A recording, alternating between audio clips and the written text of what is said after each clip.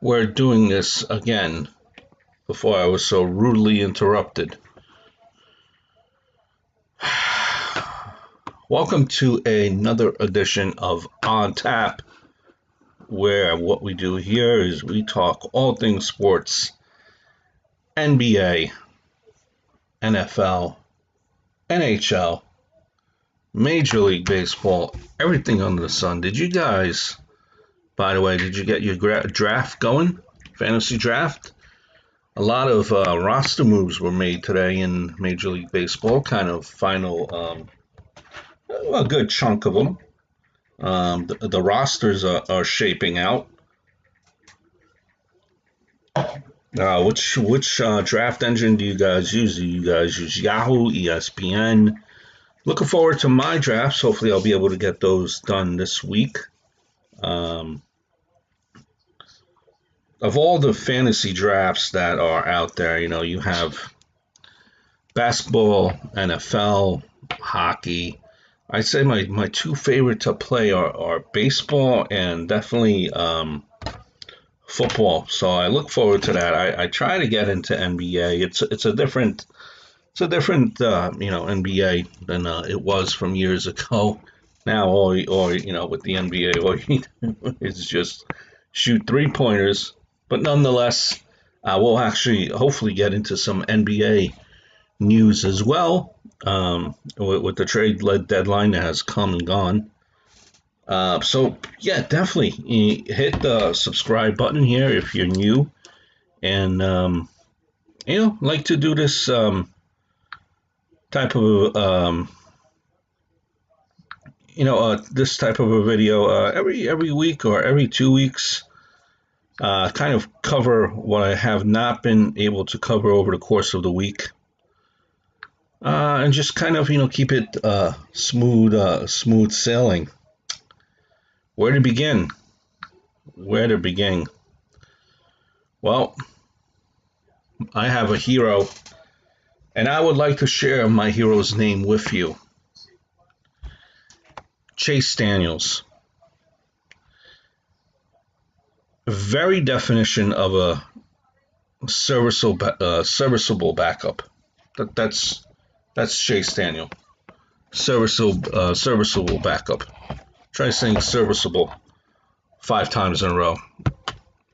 He makes He makes like $1 million plus per year, qualifies for an NFL pension, and in 20 years he'll still be able to walk and tell the difference between the phone ringing and the ringing in his head. All he has had to do is just be a great locker room guy, attend the meetings, hold a clipboard, and play the preseason and an occasional mop-up role or spot start. And he's been just around for so long and on so many teams that he'll have plenty of story to tell his grandkids. Chase Daniels, coach in a uniform, true value. Chase Daniel, veteran quarterback, 1-year deal with the Chargers. Deal has a $1.5 million in guarantees remaining from his contract with the Lions, and he's in Daniel, he's reuniting with coaches Brandon Staley, Joe Lombardi, and will mentor Rookie of the Year Justin Herbert. I mean, what is better than that? Hardly ever plays football, and he'll probably play into his 40s.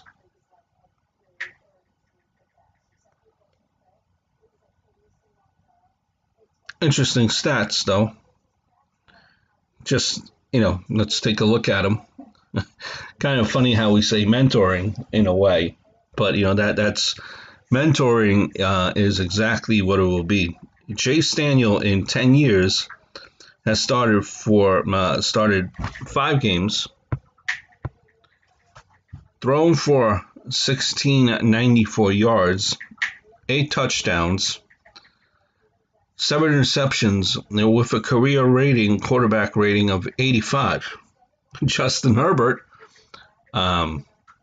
Well, in 1 year, he started 15 games, threw for 4,436 yards, 31 touchdowns, and 10 interceptions with a quarterback rating of 98.3.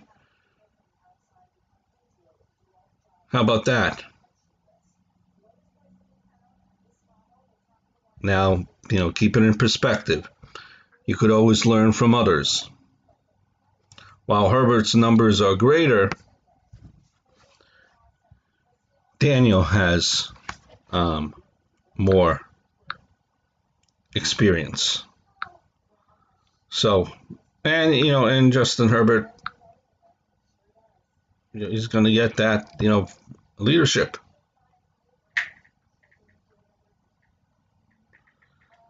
And, the guy could start an eventual game here and there. So, it's a good sign, a good veteran presence. Sammy Watkins to the Ravens on a 1-year, $6 million deal, including $5 million fully guaranteed. That's another move that came down the waiver wire here.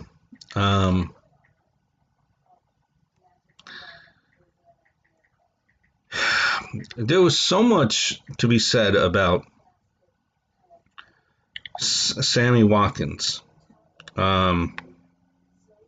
Listen, honestly, compared to his college days and his first year with the Bills, where he was still so young, his body could be out there on a weekly basis. But he has been, I think, Sammy Watkins, he has been one of the bigger busts for the caliber receiver that he could have been or was projected to be.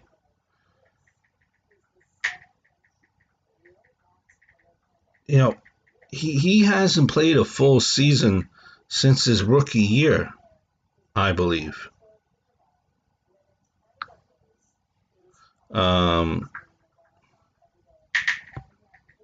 So you need to stay him healthy. 4 to 5 games a season. That's wherein lies the problem.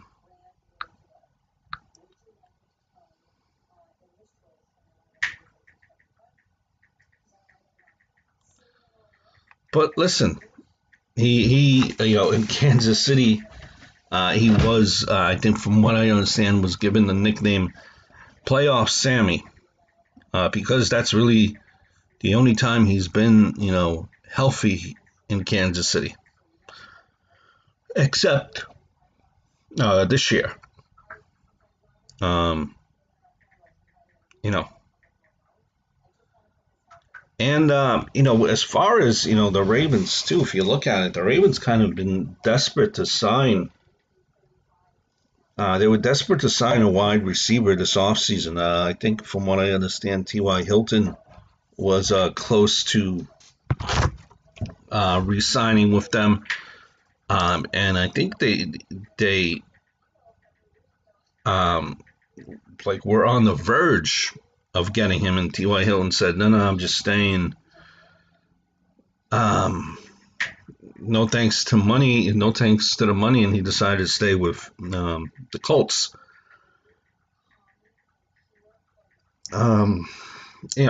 But listen, it's a 6 million 1-year deal. It's not like the Ravens spent a load of money on the guy. They probably brought him in to be a veteran presence. It's not a lot of money for the risk, I think, at the end of the day. So you hope it's something where he could eventually flourish and prove to make the deal worthwhile.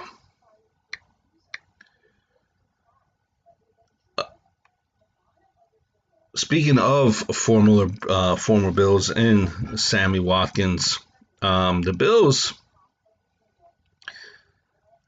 they've went out there and signed a couple of players that I thought was of note, considering they are in my conference, since I am a Miami Dolphin fan. And Miami Dolphins too, by the way.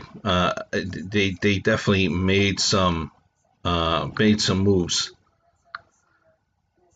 It's going to be, I think, that division. When you look at it, that division is going to be a very tough decision, a division rather. A lot of these teams made improvements, but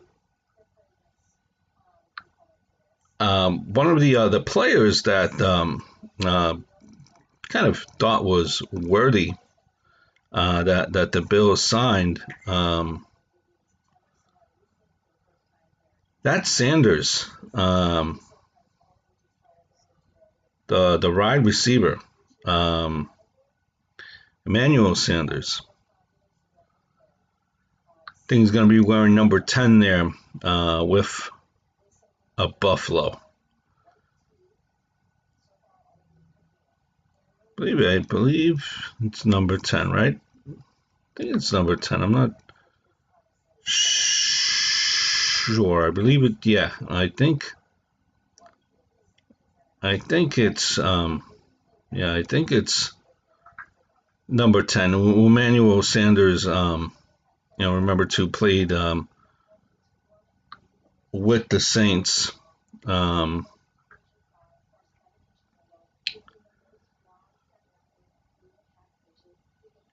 By the way, when Drew Brees leaves, kind of you're thinking to yourself, well, the guy that kind of maybe kind of swayed Emmanuel's mind, maybe to kind of leave, after Drew Brees is retiring in that quarterback situation, and you want to see how it unravels. But listen, it's Emmanuel Sanders is talented. Okay, I'll give you that. But to me, this move makes a little.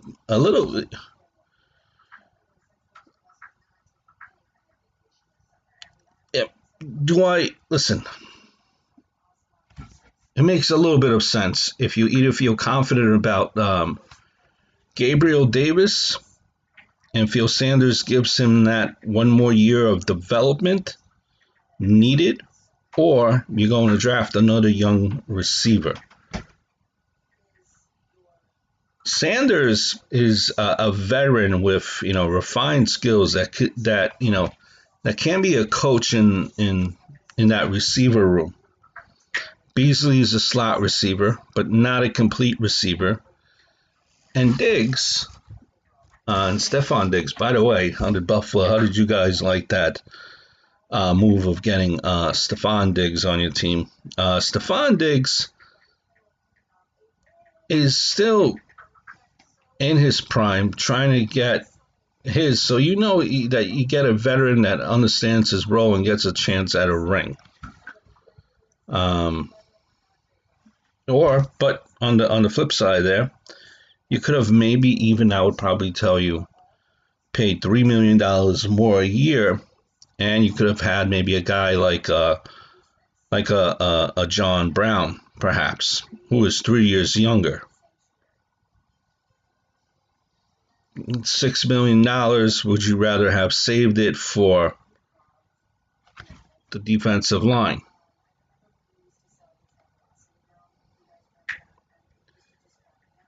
Now, you might say to me, listen, Brown is not the same guy he was before his injuries. Well, I'd probably tell you that I think that he's a better option even at $3 million more a year. I could make the argument. Then you need defensive line help. Diggs, Beasley, Davis, a decent trio. Decent trio.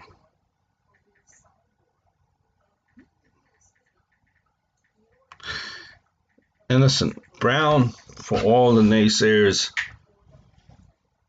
he was good last year. Very good. So,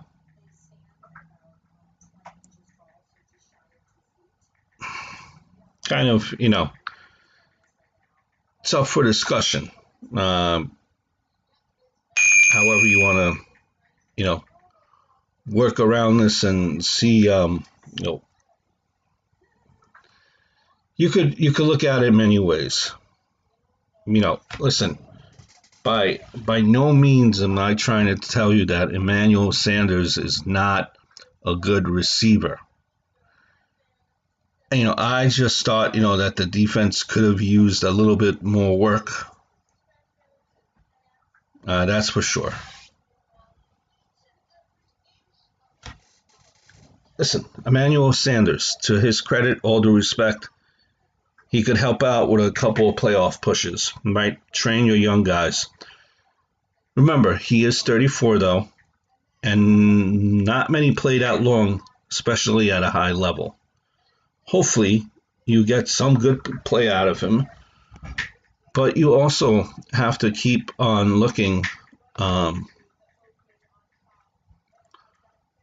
term. Long term. A trade that Buffalo made too that I wanted to kind of give a clap, give a kudos, and listen, and I gotta give credit where credit is due. The management in Buffalo is pretty impressive. They traded Lee Smith to the Falcons. Falcons received Lee Smith, and the Bills received a 2022 7th round pick. Now, honestly, a guy like Lee Smith, if you're a Buffalo Bill fan, you would have been happy just to get a bag of footballs for the guy, and but in return, what actually happened is your management in Bean, he got a draft pick. Guy's a genius. Genius.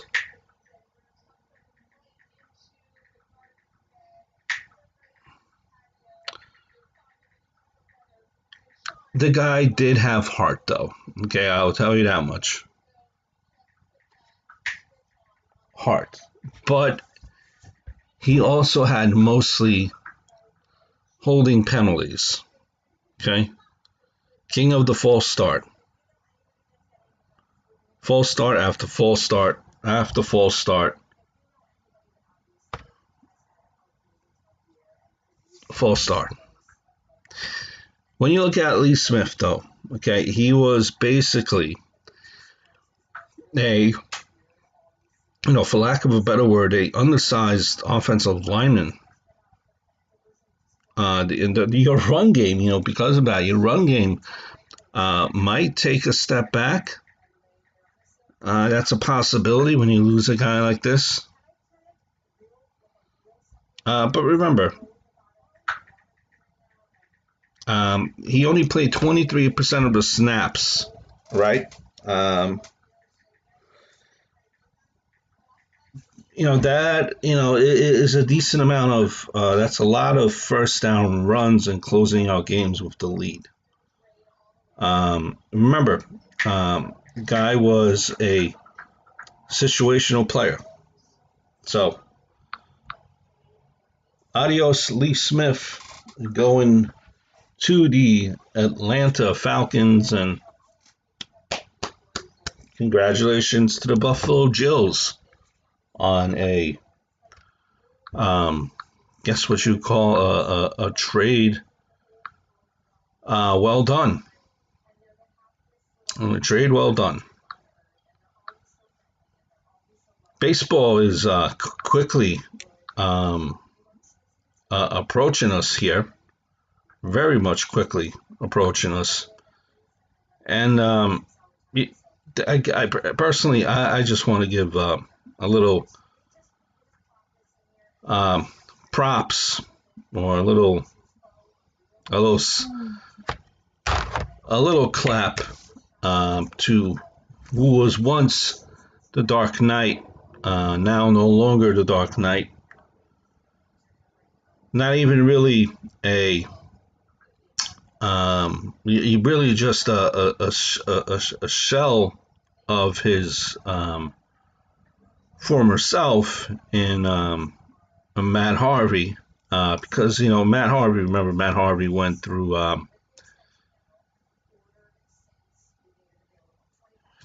lot of injuries, a lot of surgery, a lot of starting, stopping, and he was the Mets' next Tom Seaver. The Mets' next Tom Seaver.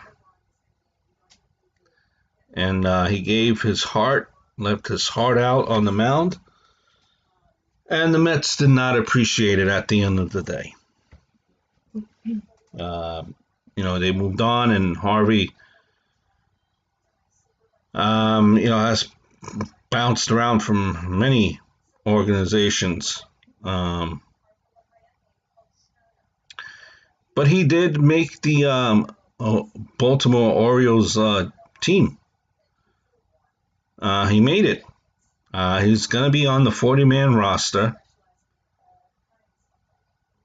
He had a opt-out clause, but they're going to keep him. Harvey is already 32 this weekend. Just turned 32 years again, removed from his status as being a young ace, being the Dark Knight. Remember, this guy was a number 7th overall pick in the 2010 draft. He was in the big leagues by 2012 and flat out dominated opposing hitters early in his career. Through his first 427 big league frames, he had a amazing, outstanding 2.53 ERA, striking out 26% of the batters he faced. So this dude, if you didn't see him, on fire. But again, and we're kind of just giving you I'm giving you a kind of an overall kind of picture of his, career. Missed the 2014 season, Tommy John surgery. Came back in 2015. Was doing pretty good.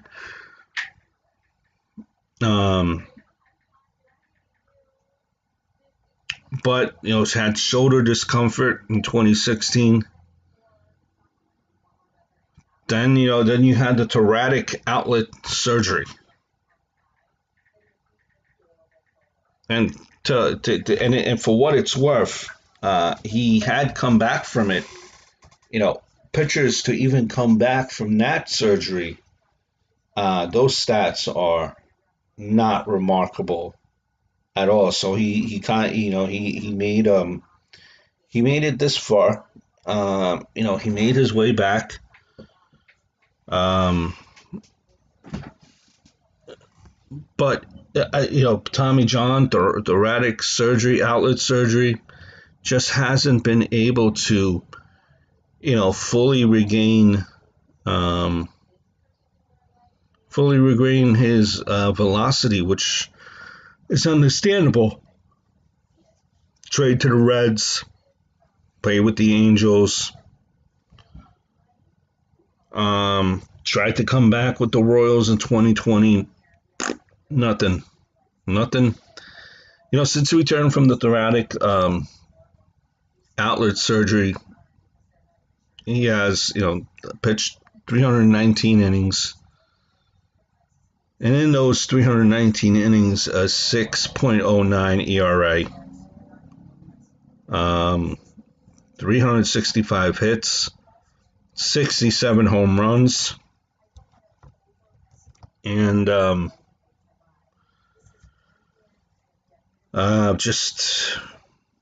the numbers are going. His fastball right now is at 93. With the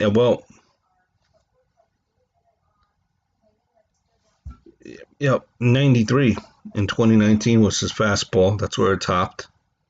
94 with Kansas City, when he was at that point working in shorter stints.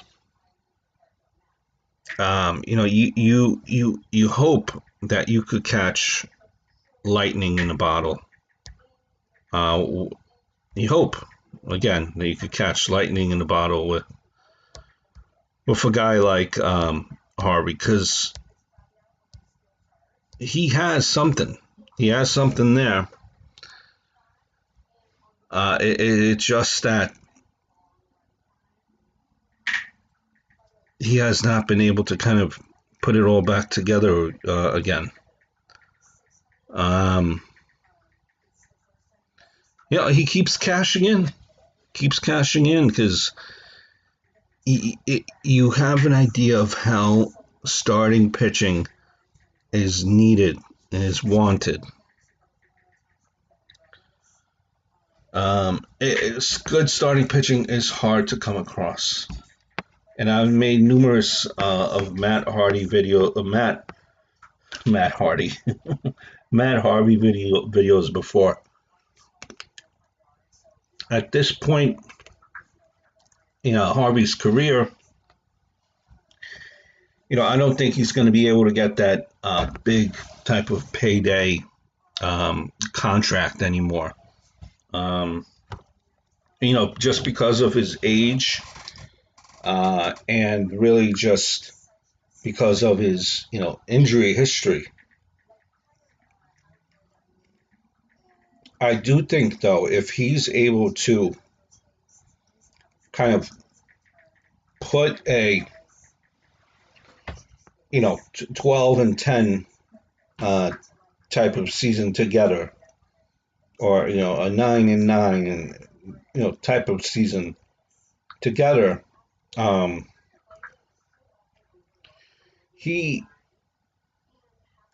think he would be able to kind of get himself a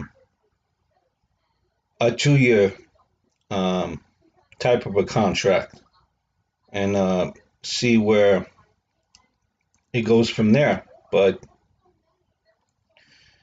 with injuries, and it always plays a toll, and part of what determines if you're great, if you're good, how successful you are, is staying healthy.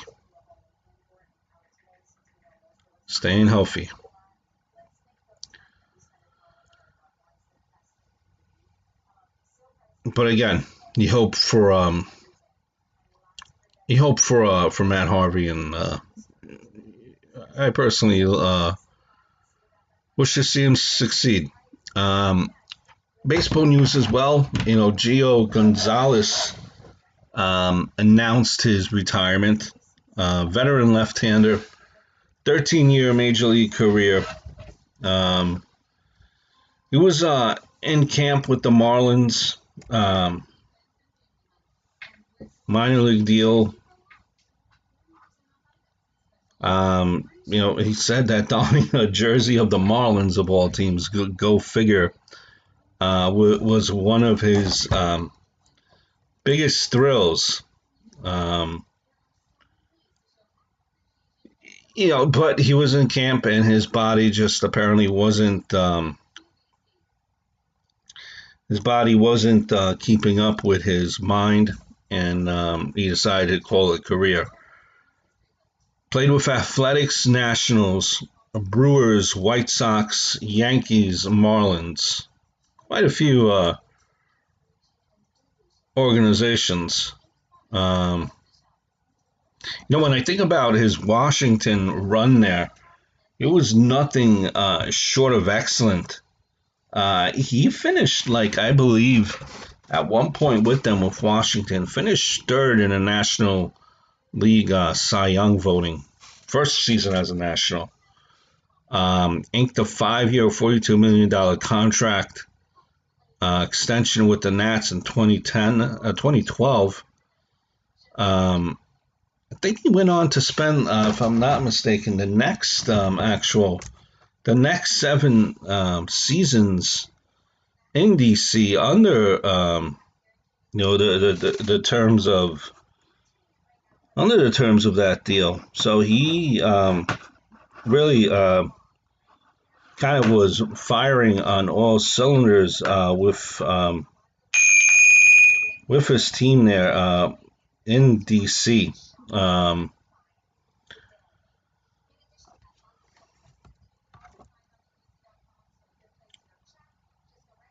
Also, I think even at one point too finished. I want to say he finished.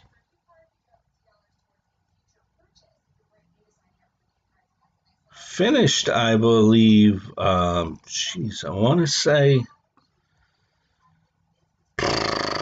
he was up there as well. I think like 6. So he, for a guy like Gio Hernandez, he definitely did all right for himself. Definitely did all right for himself. And Gio Gonzalez, rather. 2-time All-Star, who twice finished 6th or better in his league Cy Young voting. Underrated.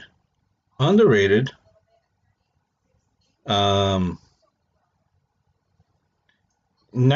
check this out. In 1933, in 1,933 innings, Gonzalez went 131, 101, 3.7 ERA, 1860 strikeouts, earned more than $73 million in a career.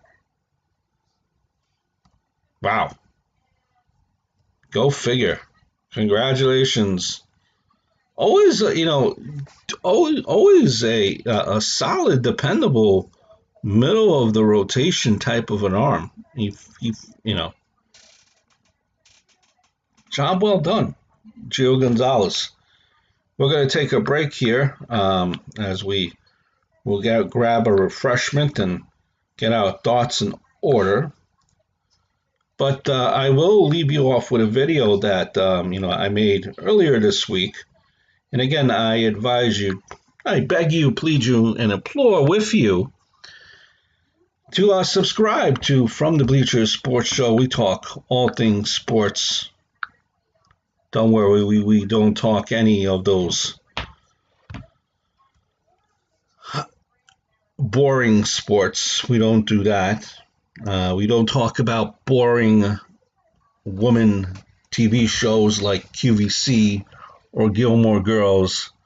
We don't do any of that here on this channel. What we do is we simply talk sports.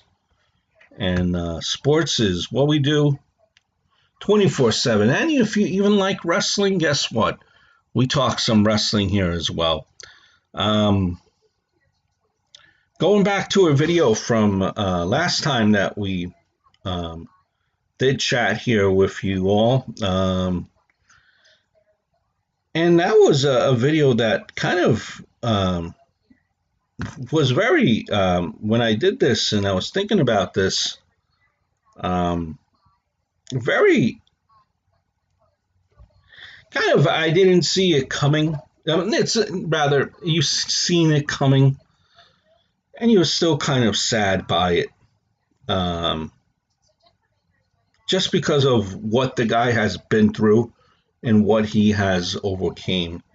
And that's Alex Smith. So let me share my thoughts with you on Alex Smith, pre-recorded from 2 weeks ago while I grab a refreshment regather my thoughts, and we'll go into some more kind of NFL news and some dive a little bit back into baseball as we look to wrap this up here very shortly. Just kind of reacting here to news of Alex Smith being cut by the Washington football team. Let's be honest here. Alex Smith is at the end of his career. Now, Alex Smith was deprived of an off-season, OTAs, or any preseason games to kind of get reacclimated to the game of football coming into this past year. It was his first quote-unquote season in essentially 2 calendar years. Now, any quarterback who comes off of a 2-year break is going to be rusty, especially when a quarterback is learning to play the game an entirely different way. Does Alex Smith, if you're looking at it, does he have any game left in him? Factoring in that he's now going to have essentially time to practice with a team in the off season.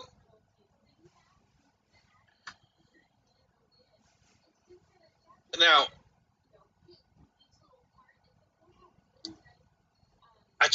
looking at it, I just comeback player of the year. But I just don't think that he could move. His leadership and inspiration completely turned the team around. But that only lasts so long. Alex Smith has earned the respect and admiration, of cult-like devotion of fans. He's deserved that. But is he done for? I think he's pretty much done for. He's not getting younger, and he had one of the most catastrophic injuries a player has ever had and returned from it. Now, it's a miracle he played this year, and honestly, I don't know how any doctor cleared him. He's not injured.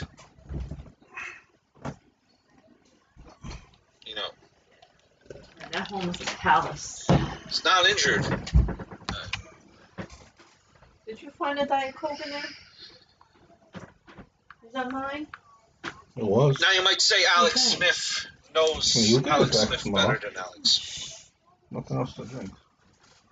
Water. If that's the case, okay, and he knows his body more than anyone else, take any opinion from any commentator or any broadcaster or any YouTube, throw that away. Professional because it doesn't matter because Alex Smith knows Alex Smith. Look what high energy podcast I do here. And, 2 teams that come to mind. Patriots seem like an obvious fit. All those short passes and screens that they do fit Alex Smith's play style.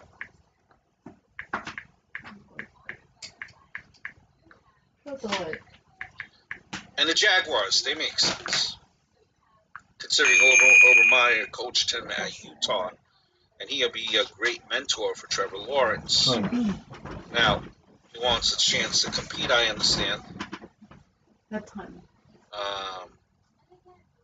But I don't think it might be up to him. 37-year-old quarterback. 1.5 legs. I think he's going to have, Alex Smith is going to have at least a chance to start the first couple of games before they give Lawrence the reins. Probably his best chance of starting somewhere. What's wrong with Indiana? I hope all is well, and I look forward to speaking to you guys very, very soon. It's too early. No, it's not.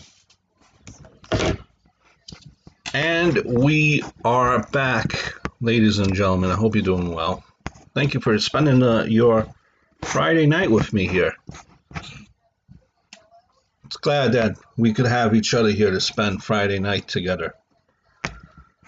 A nice, intimate sports conversation about football, NBA, anything sports related.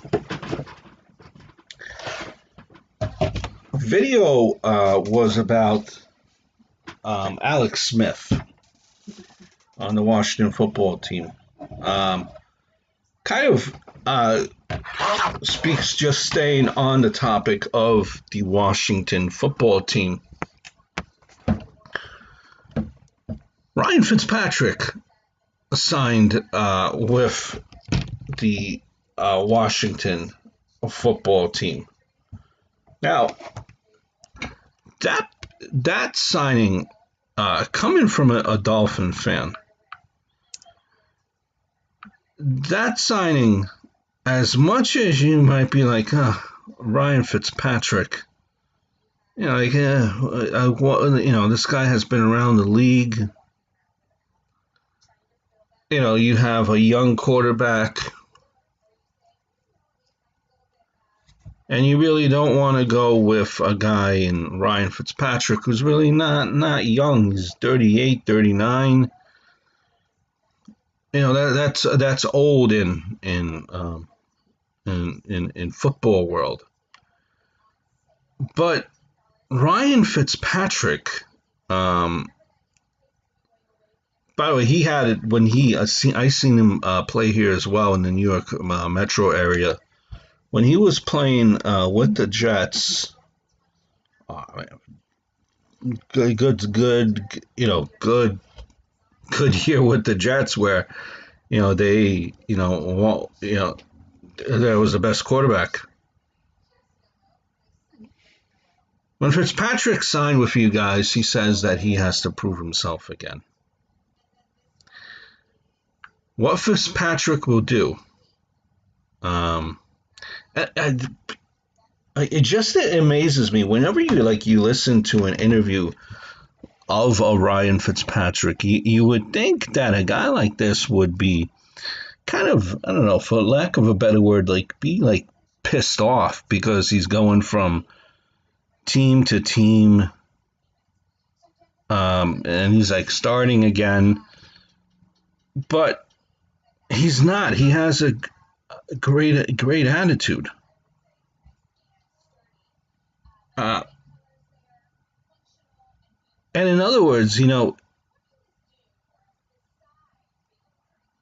with that attitude, he's looked upon as a leader. He's going to bring wonders to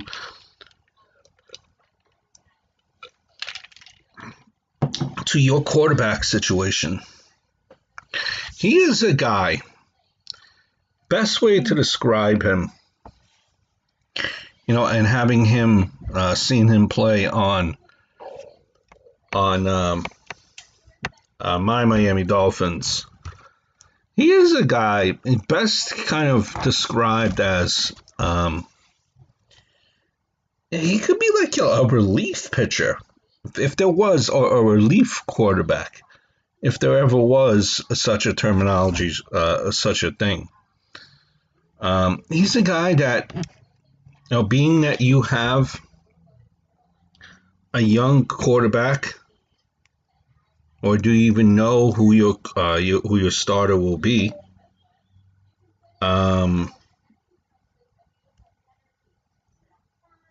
But he could finish out a game. He could close out the game, get you a win when you need a win. He could give you a consistency. He could give you a stretch there of, 3 or 4 games that you may need where he will help you win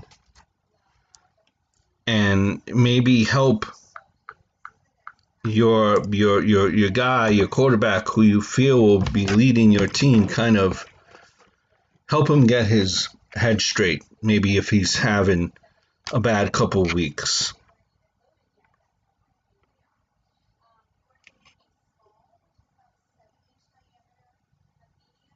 Maybe he might even be your starting quarterback. I don't even know.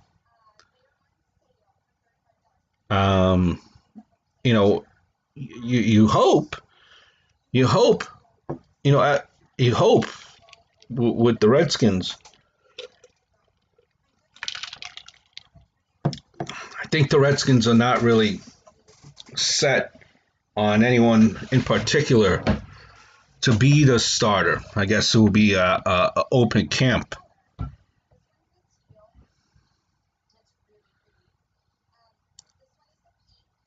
Heineke, does Heineke have a legitimate shot of being the quarterback?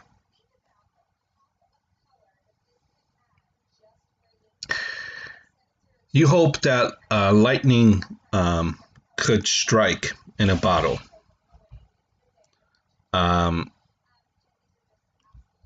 Fitzpatrick is a smart quarterback.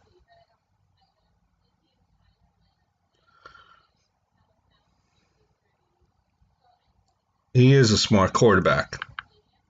So and he's a veteran.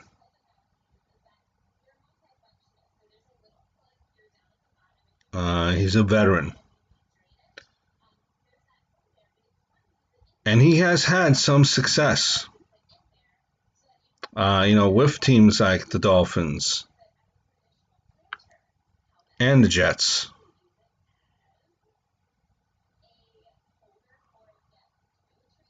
And you're going to have, confidence inside the huddle. That's important. You need he's going to be a nice plug for the season.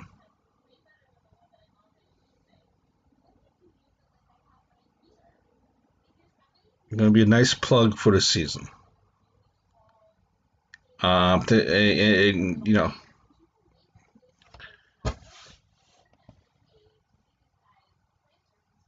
It's a weak division too. You have a chance. So to sum this signing up, because it's a little bit all over the map here. What I'm telling you guys is a guy like an entire Ryan Fitzpatrick in this point of his career, and with a team like the Washington football team.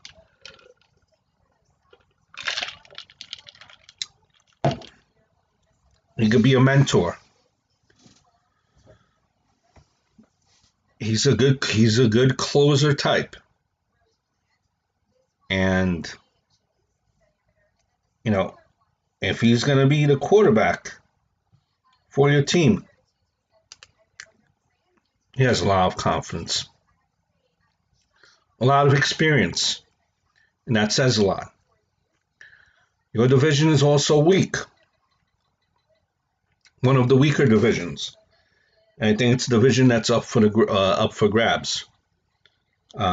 Which helps Washington as well as everyone that's involved.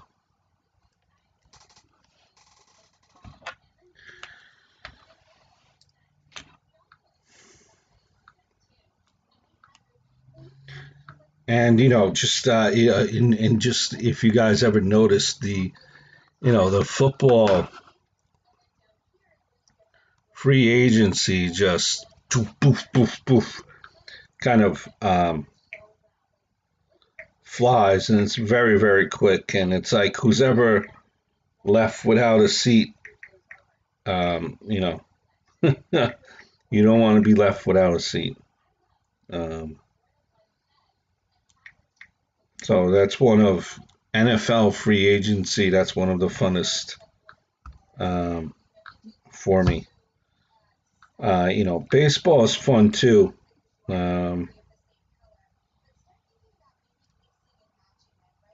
But it's slow. It's slower and it drags on for a little bit longer.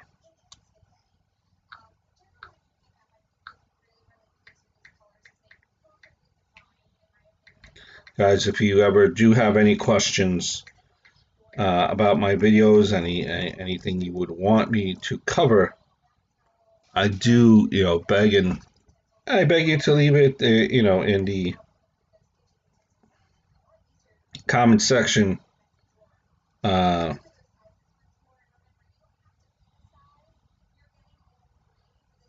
below.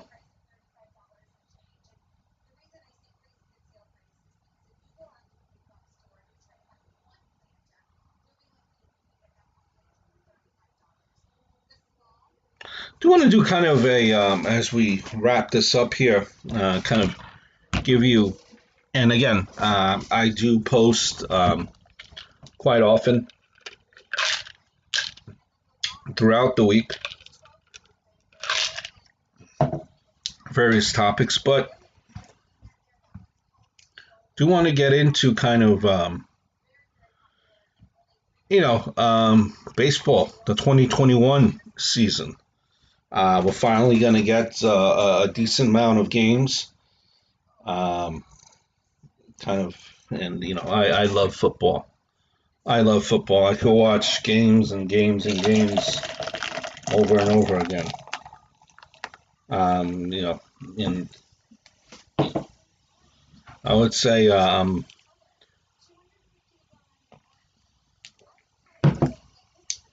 that for the most part, I am a traditionalist. I'm really not for against all these new rule changes that they want to do. The one rule change that I would do probably would be the DH, and I know that's like a big thing, but the way pitching is now, and it's only going to get worse. I mean, at this point, it's a game of strategy. I know that's what people say, but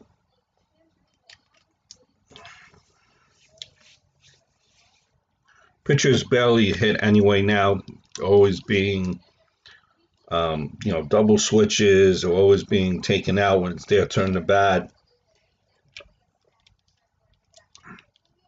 I don't know. I don't think that aspect is really exists anymore. So that's one thing I will change. Let's go over the Braves. How are things going to shape up in the NL East? That's a big question.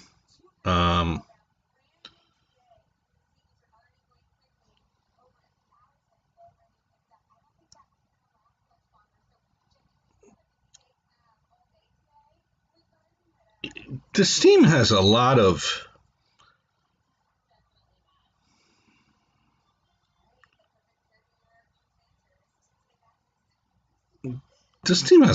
potential. A lot of young guys.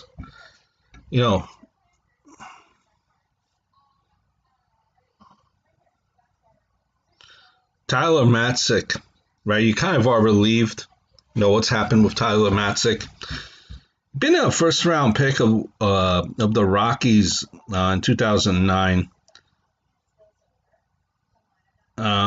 Last pitched in a major league game in 2015. Made his way to Atlanta after playing in 2018 and 2019 with a team by the name of Texas Air Hogs.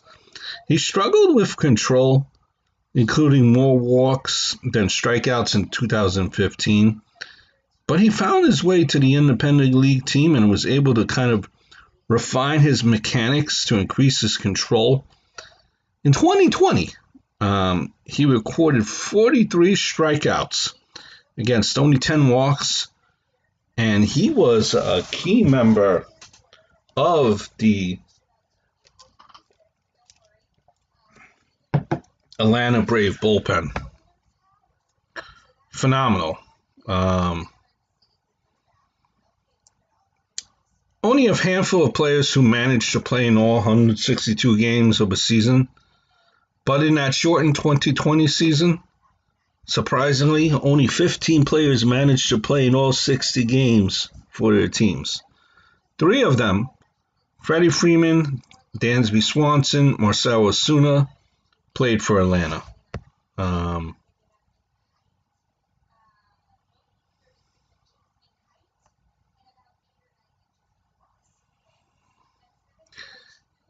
Despite their success in the win column, with the Braves, Atlanta had a revolving door on the mound. They fielded 29 different pitchers in 2020. 29, tied for third most in MLB. Third most. But yet they kind of provided on a decent. More than decent showing. I think as far as the lineup, you're going to have Dansby, Acuna in right, Dansby in center, in shortstop, Freddie Freeman third, Marcell Ozuna in left field, Travis d'Arnaud center, the catcher rather, center, Ozzie Albies, Austin Riley, and then Christian Pache in the lineup. As well, your bench, you're going to have Alex Jackson, Yohan Camargo, Jack Mayfield, Ender Encarnacion, Abraham Almonte, Soroka, Fried, Anderson, Morton, Drew Smiley. They're going to be there. Help the team out.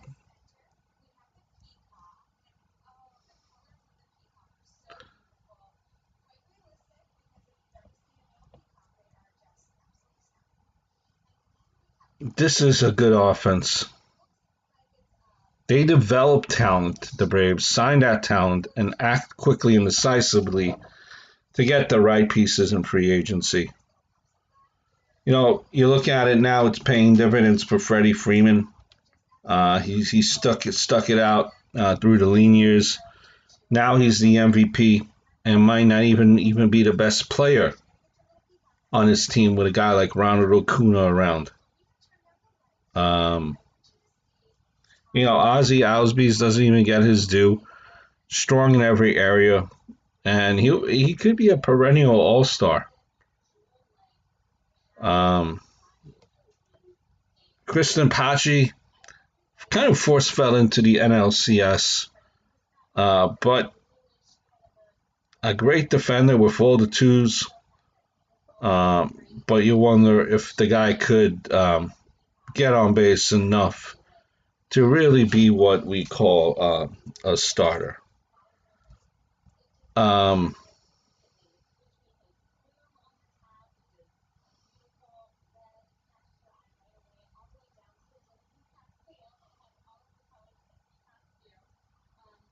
I think, if I'm looking at this in 2021 with the Braves, the lineup, the pitching,